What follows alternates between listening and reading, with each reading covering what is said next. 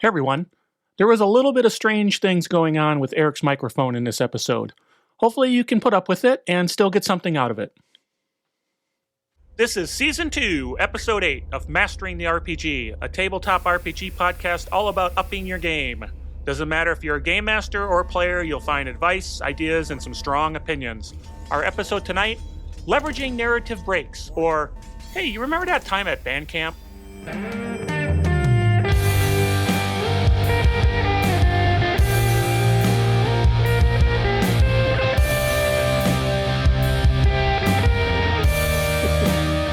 Hey everyone, welcome to Mastering the RPG.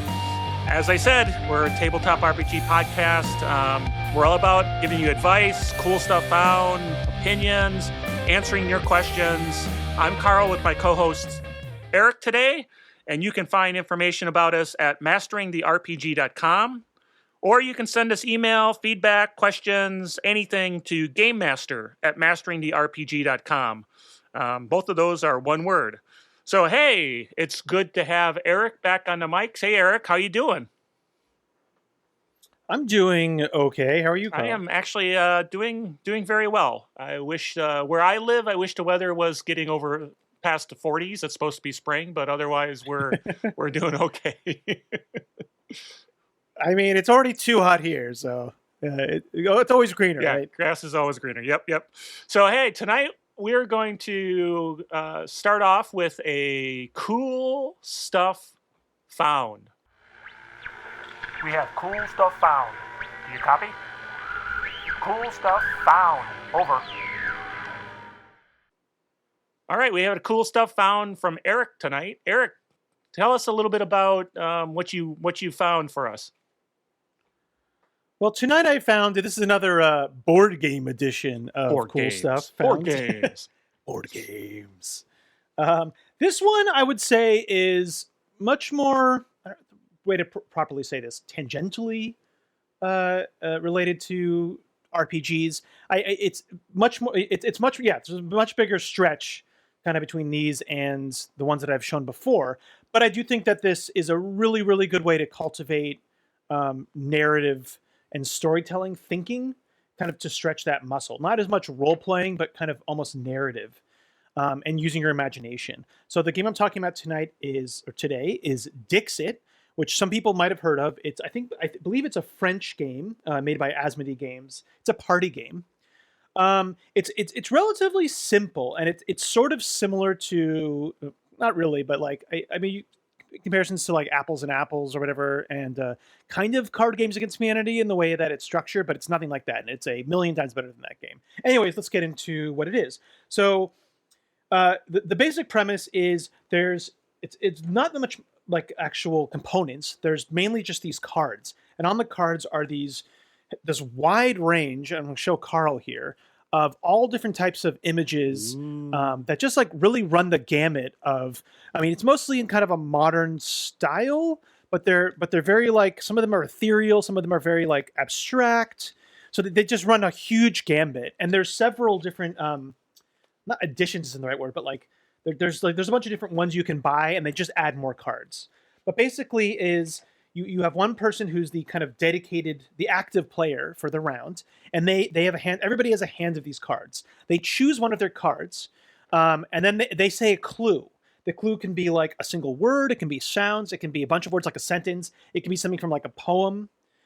It can be kind of anything that you can think of. So they say this clue, and then everybody else who's not the active player, they also have their own hand of cards, and they choose one of their cards from their hand that they think best matches that clue, and they put it face down.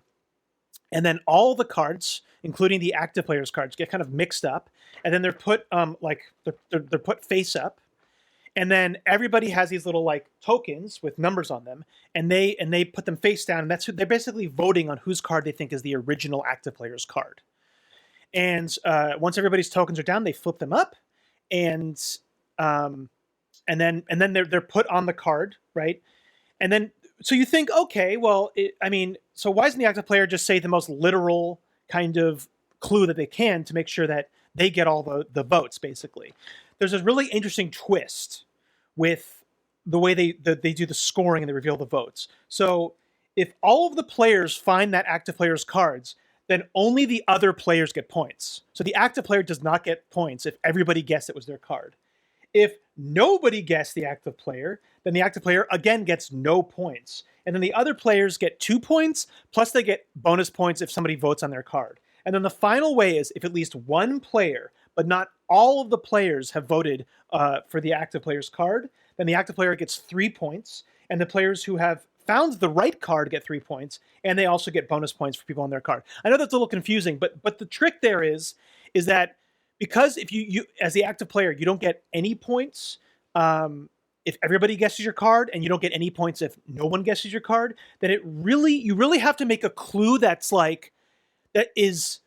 will make people think it's your card, but not give it away too much. Huh. So you want to make it like sort of poetic or like a little obscure. And it really, really, really does stretch that narrative storytelling muscle in your brain. And other people are also creative with how they put the card down. So it's a really, really cool, fun, and quick kind of party game, like I said.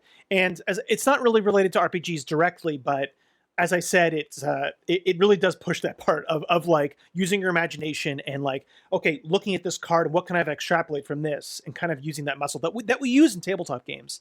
The other really cool thing about this is that it's one of the very few games that I truly believe is good to play with people of all ages. Like I've played this game at like a family thing where it was like really young people, really old people, middle-aged people in their 20s, and everybody could kind of play on like a relatively even playing ground, like level field, basically. So it kind of scratches that itch too. So this is really good to play if you have, young players who are interested in tabletop games, and it's just kind of fun to like maybe to just start off, before you play or whatever, just to get those like juices moving. So, does this all make sense? Why I think it's kind of related, or sure? Are you getting my vibe here that I'm throwing out? I'm getting what you're throwing down. I'm picking it up. Yeah. So yeah, that's that makes a lot of sense. See, really cool, ethereal, kind of fantastical cards. Eric is showing me the cards. Yeah. They look very nice.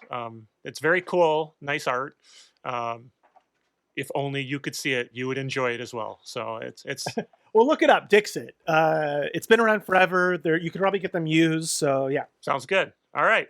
So it's interesting how you have a game that helps kind of stretch your narrative muscle a little bit, even as you're playing something like that, because that's what we want to talk about in our main topic. Mastering the RPG with Carl, Eric, and James. Yeah. All right, welcome to the main topic. So tonight we are talking about using what we're calling narrative breaks in your RPG. Now, you might be asking, what exactly is that? Eric, tell us, what is a narrative break in an RPG, and what is it not? Well, so a narrative break. So me and Carl, like what we first think of as interludes, because we play a lot of Savage Worlds. That's what they call their kind of system, and I like that name better. But narrative breaks is more generic. But basically, it's a, in character time, it's relatively short. It's a short break in the either action of whatever it is, usually travel, but it can be for a lot of things that we'll talk about, where a player has the chance to reflect or to like have their turn in like saying a story of some sort, and that can be a variety of different things that we'll also talk about. So they're very, very short and concise breaks between the action, basically, where you do some kind of like single player. This is not role playing where generally people are talking amongst each other. It's kind of one player role playing. Yeah, it's kind of you think about sitting around. This isn't the only way to do it, but you're sitting around the fire, telling a little bit story about yourself or about your travels or about something. What isn't it though? What is it not that we're not going to get into? Well, we're not talking about downtime, and I think those things can often get confused or related. But downtime is one of the things that, while it's similar, I personally feel it's less role play-ish, right? It's still kind of narrative because they're often abstract, but it also in game it takes the longest amount of time out of anything. I mean, that's when you have like I'm working at this whatever for a month or something, or I'm learning new spells for a month. When we're talking about narrative breaks, these are really short. These are like, and they're like within, kind of often within an ongoing kind of adventure path in the sense of as things are happening, there's a lull in the action. It could be, like you said, I've gotten done with a scene, heavy combat, and now I'm traveling somewhere else, and I might have an interlude during those travels and have some conversation, or this narrative break in the action versus downtime, which tends to be between adventures where somebody's trying to do something heavy, like I want to craft a magic item, or I want to buy a tavern and work my fields or whatever, and there's something mechanically that comes from that effort. Of course, all games have carousing. Apparently, that's an important thing for downtime. But anyway, definitely. So, but narrative breaks or interludes, and I agree. I like the name interludes. Is a different beast. So that's kind of what we're talking about. That's kind of the difference between those. So the question then you might ask yourself is, why would I want to do that? What are the benefits to the game to have this short break between the action where players are, telling stories or making a yarn. So I personally. Oh yeah, I mean. Oh, okay. No. Yeah. I personally think it's just an opportunity to explore a character's more their backstory or give them a chance to role play out something that generally may not come up when we're going between combat and we're talking back and forth in the adventure. There's things that the player might want to get out, might want to role play through a little bit of, why they are, who they are, and interesting things from their past that just won't come up in general. I think it's a great opportunity to let people role play out some of that things that might be interesting about them that might not just generally come up. Yeah, I absolutely agree. And I think there's a lot of ways you can do with interludes, but one of the big ones is the backstory, talking about their backstory. And as you said, this is something that I've seen in a lot of games where even in role-play heavy games, it's hard for backstories to come up because you really have to, you have to almost as another character have to ask them about things. And it's always kind of a weird, it always feels like you're kind of interrupting or disrupting the flow of the game when you do it that way, unless it's really natural. But I find that doesn't happen. So like, as you said, this is a really good chance for people's kind of maybe some of their backstory to come out, where it might not, and you have space for it, that it feels right too. It feels thematically correct. Right. Another reason why I think you should definitely have it is because travel, I mean, most of the time when you think of narrative breaks, interludes, people think of travel, but I think it's almost more important for combat, especially like dungeon crawl combats, because variety is the spice of life, and people get tired of combat after combat after combat.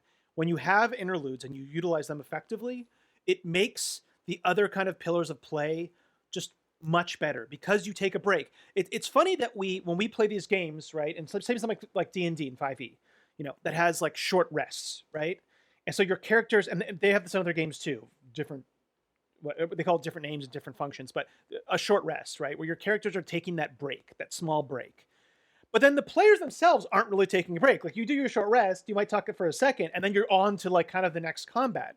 So much like the characters, it's good for the players to have a little rest from whatever the main thing is, like combat, because then it will make it breaks up that tension. So when you come back to another combat, it's not just like you're just an endless slog. You've kind of had that chance to take a little breath, and then you come into it fresher. It's more exciting when you come back into it. So I just think it's such a really, really important that often gets overlooked tool for kind of breaking up the action effectively and for really making those, long drawn out scenes, whether it be travel, whether it be exploration of like a dungeon crawl, whether it be combats.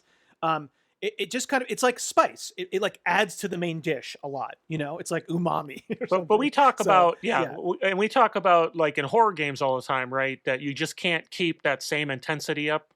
There has to be an emotional release. And I think interludes give that kind of emotional release from the high intensity of the adventure that's going on, regardless of the genre, right?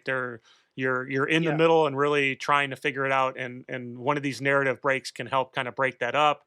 you get to have a chance to talk a little bit. And then other players get a chance to listen, so they don't have to be, what's my character going to do next? What's it going to do? No, I just sit and listen. Yeah. Let me hear about as you regale me of a tale of past successes or whatever, So I totally agree with that as a great reason to have them.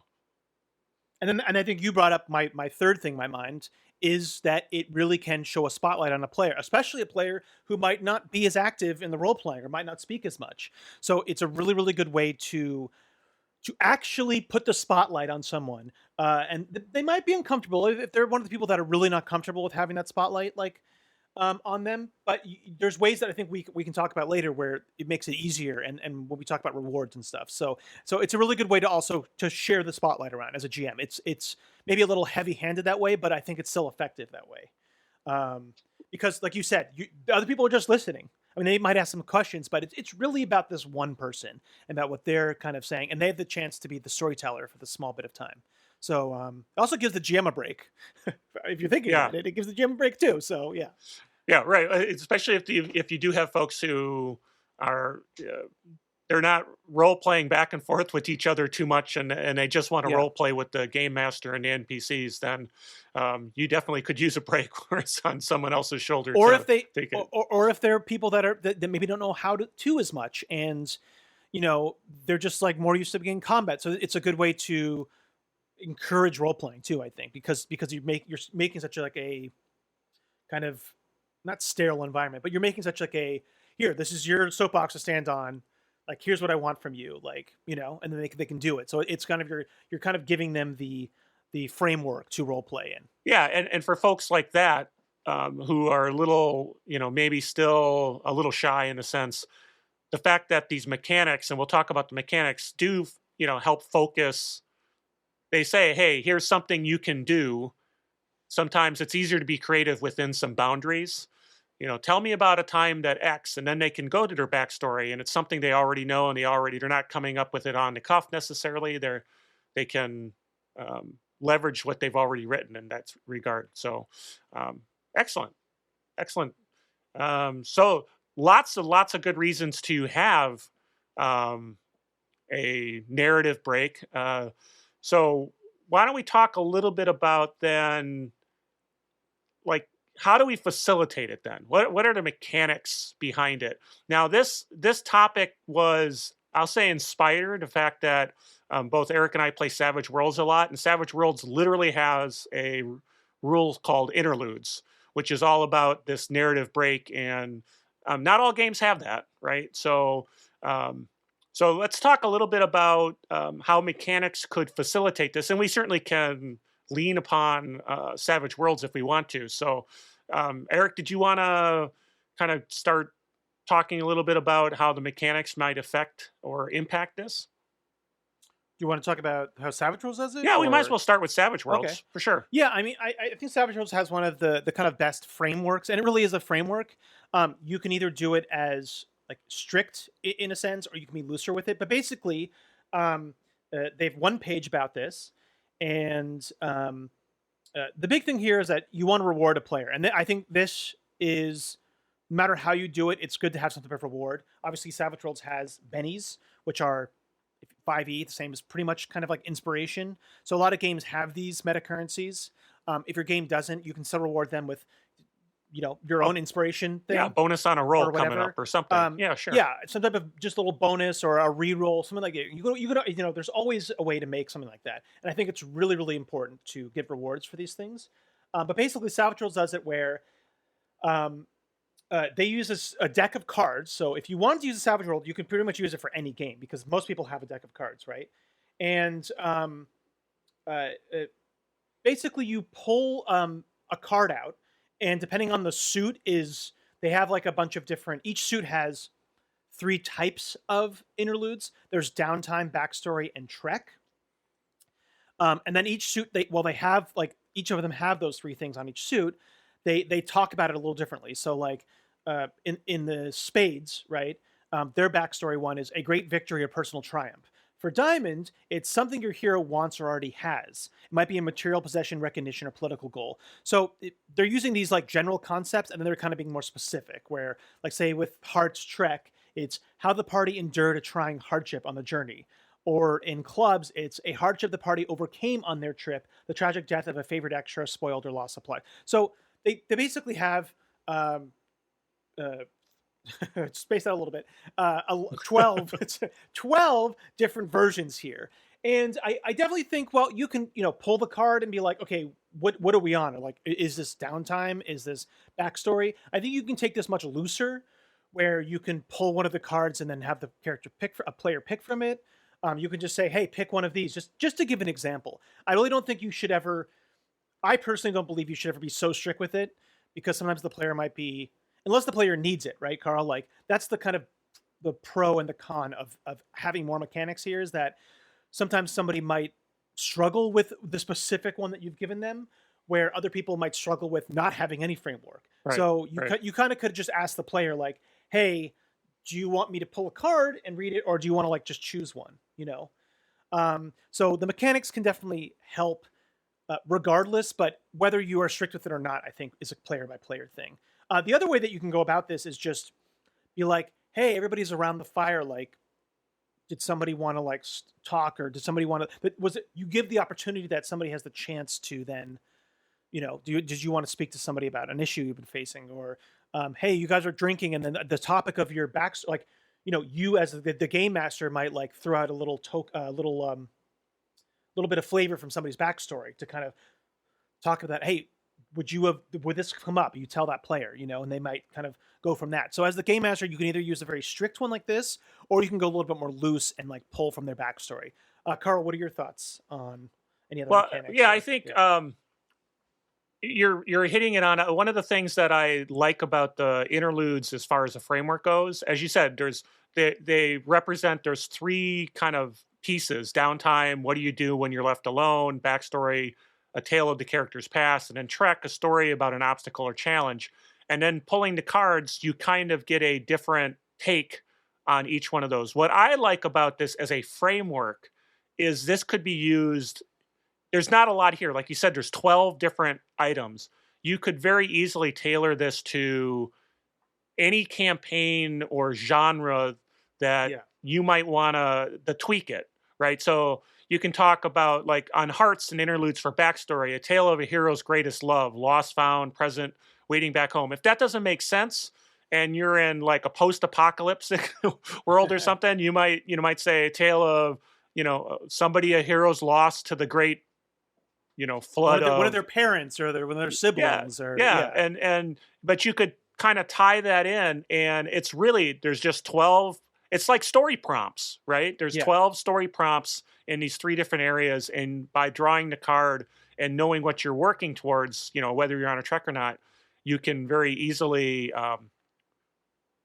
just have something that somebody can use as a framework to build out a story to tell. And I think that's pretty cool. But I think, Eric, you were spot on. There has to be some reward to do this. I mean, people enjoy doing role playing anyway, otherwise we wouldn't play the game. But it's always fun to know that if I do this, there's a carrot out there that I can that I'm going to get. And again, like you said, in Savage Worlds, that's the Benny, which is kind of the ultimate currency, and other games have other mechanisms that you can use. So there's always something that you can dangle in front of the player that gives them, the reason they really want to do a good job on this. But of course, there's no judge, right? You're not judging whether they do a good enough job. They're just, whatever they do is what they do.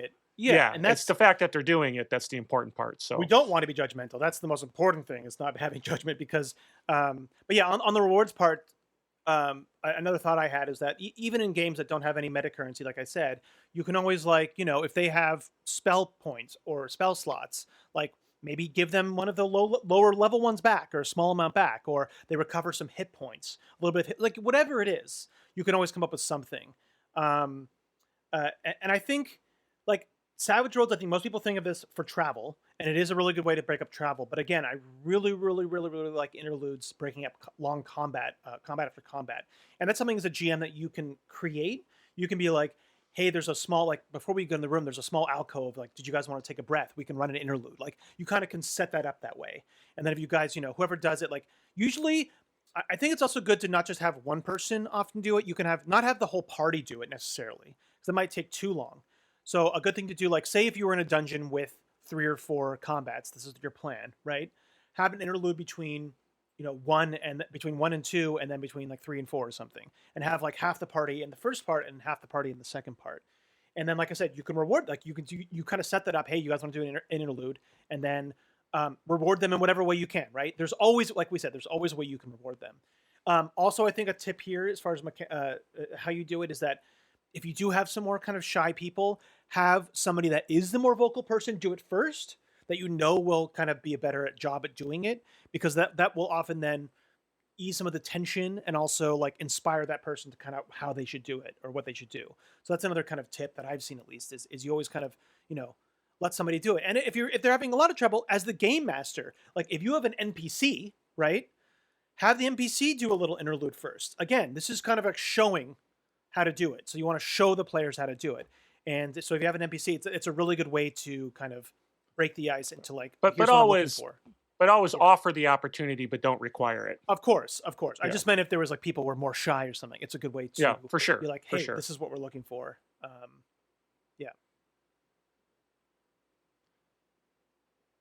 So that's kind of interludes as they come from Savage Worlds. How do you think? Is there any other ways that this might be applicable to other games other than, what kind of currency? You're kind of a Pathfinder guy. How would you use this in like a Pathfinder game? I mean, I would use it the same way. I mean, honestly, it's so universal that, I mean, like you said, if a horror game, right? Any type of system, any type of genre, any type of mechanics, whether we're talking about super mechanical gamist type games or, more simulationist or more just, strictly narrative games. Obviously, with a narrative game, you probably don't need it as much. Like if we're talking about something like Fate or Apocalypse Engine or something, like Monster Hearts or whatever, those games have such a but even then, I mean, the time for one person to reflect is still, you're still carving out a space for that one person, especially in regards to backstories. So,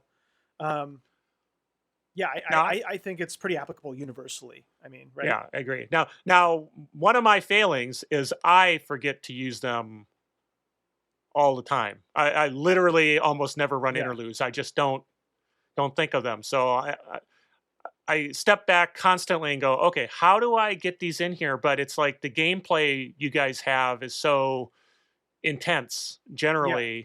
And then you're moving, and then you start role playing with each other outside already to have to have discussions that doesn't happen, even though you're on a spaceship, and there should be plenty of time to do that. So I don't know if you, from your perspective. So let's say you've got a game master who wants to implement them.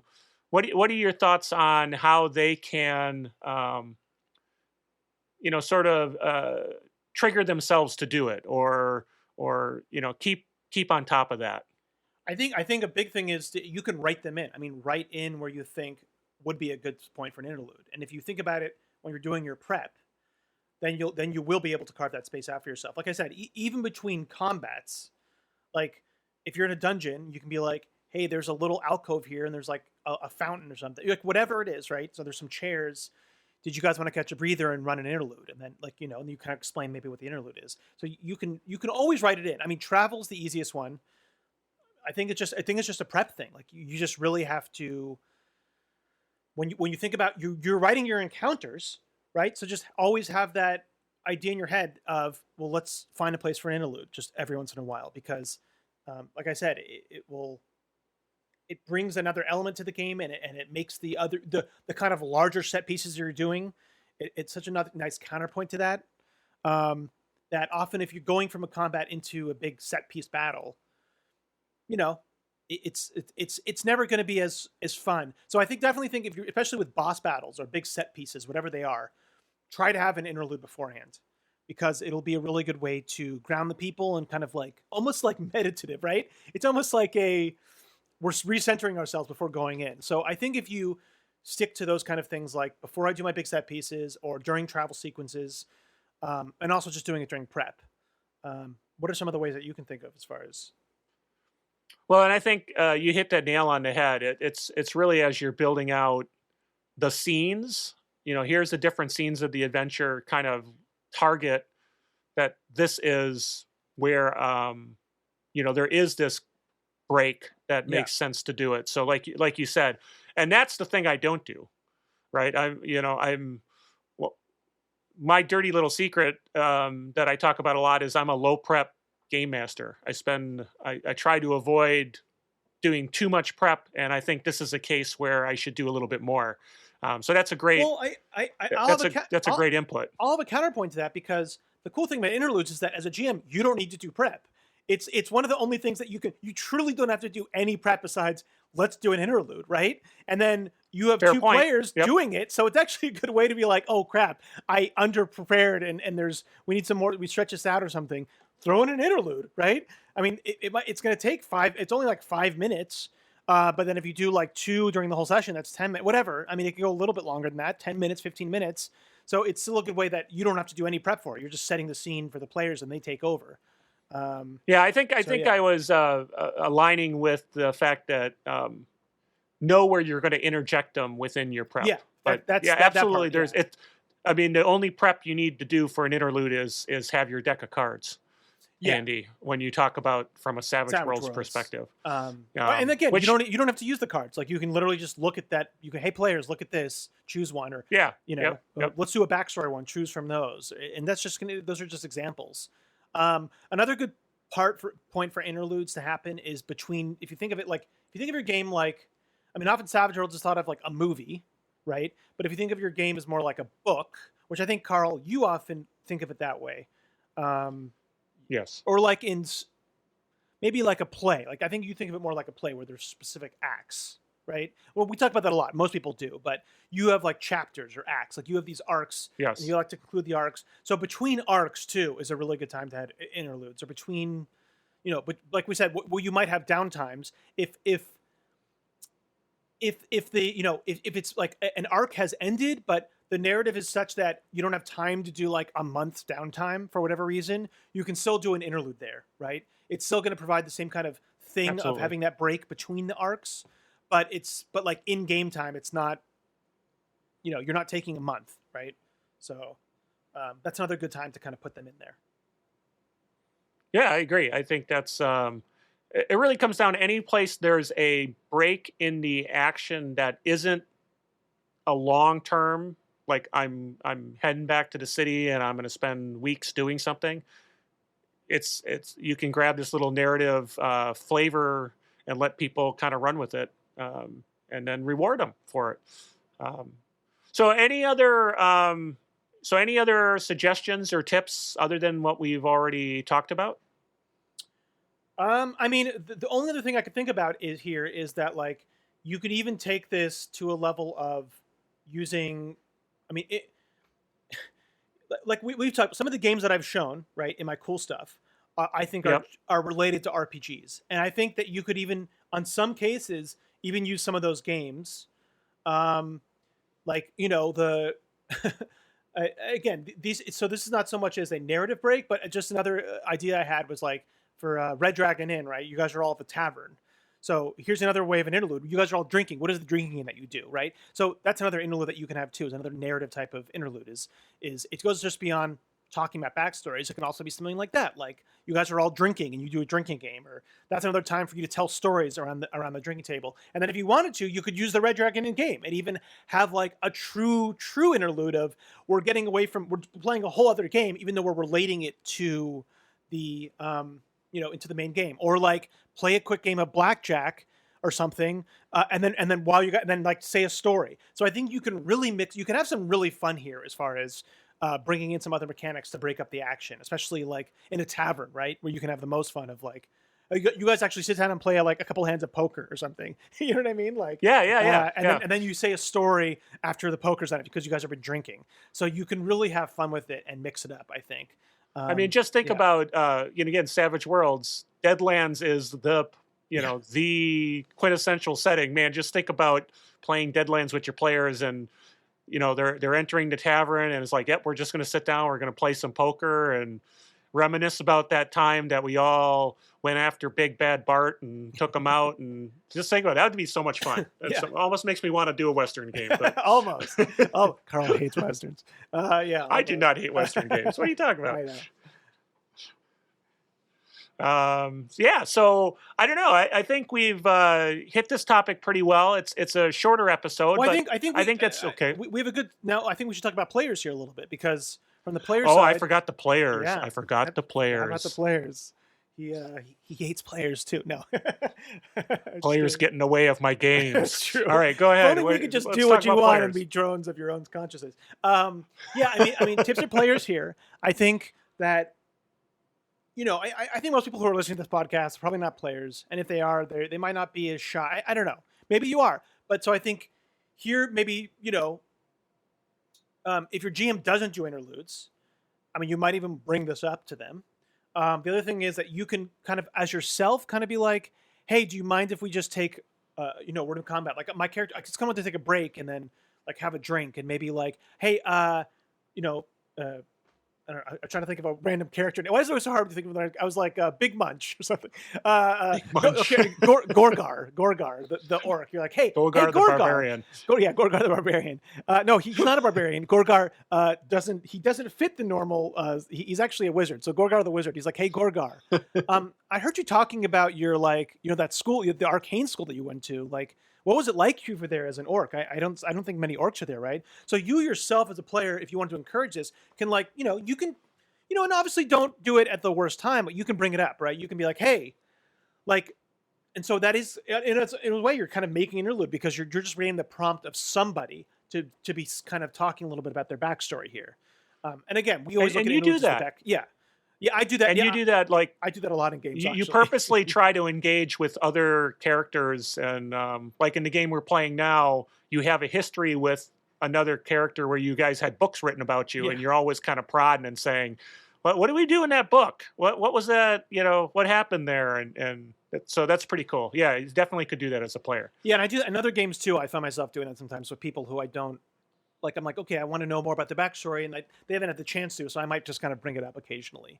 But as far as you yourself doing them, I think, again, relax, give yourself a break. It's really anything you do is going to be good.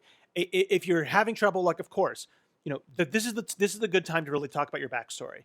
But I mean, go out on a limb, make something up. It doesn't have to maybe fit your backstory. I've had a lot of characters where I've maybe written a backstory, but then I've kind of improv something and that becomes part of the character. And that's been often in like kind of interlude type scenes.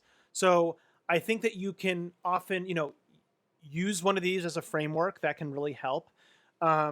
Use your backstory. And then you can also ask like, hey, what would you want to hear about? Like ask somebody else, like have them give you a prompt if you're kind of struggling to come up with something. Yeah, I mean, what can you think of as far as players kind of advice for this? Well, I think you hit it, but I mean, the big thing is there's no wrong answers when we're talking about. It's just an opportunity to talk about your backstory or to talk about an interesting time, in your travels or whatever, and just have fun with it. And it doesn't even have to match your backstory, like you said. Yeah.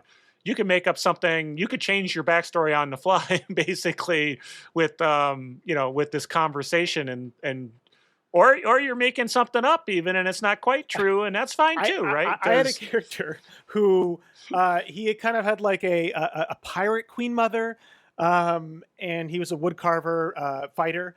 But then he we were having like an interlude moment, and I brought up something like, oh, my other like sibling or this sibling. They're like, how many siblings do you have? And I was like, I have like 45 siblings or something. And then it stretched out from there with this pirate queen, like who was an elf and was like, like just going all over the place and just had so many kids and was like this, like, this like famous pirate, whatever. So it just like, it really like, I did not write that in, and then it just blew up from there. Then it was like a really, really fun part of the character that people like to have. So every port you ran into, you had a relative. I had some type of relative, right? Or like some crazy story that applied. Yeah. So it really stretched out that part of my backstory. So it was a really fun thing that came out of that kind of random when I was honestly just telling like a story about this, what happened this one time, and then that kind of grew from there. So, yeah, I mean, have fun with it. Don't be afraid to stretch it out. Yeah, it's very cool. Very cool. So, all right. So did we hit all the salient points now? I think so. I believe so. Yeah. Okay. Awesome. Awesome. Well, hey, thanks everyone for tuning in, and I hopefully you got something out of it. Remember to drop by masteringtherpg.com to learn more about our projects and contact and support us. Please email gamemaster@masteringtherpg.com if you've got questions, you need some advice. We always say that Eric would love to adjudicate issues in your party or whatever. And you can also catch us on Twitter at masteringtherpg, all one word. And hey, if you like what you're hearing, give us a positive review, podcatcher of your choice. I also look at the subscription numbers, so hey, subscribe or follow or whatever your podcaster says, because it's kind of fun to watch those numbers go up. So once again, this is Carl with Eric, and I'll say goodbye, guy. Goodbye, and happy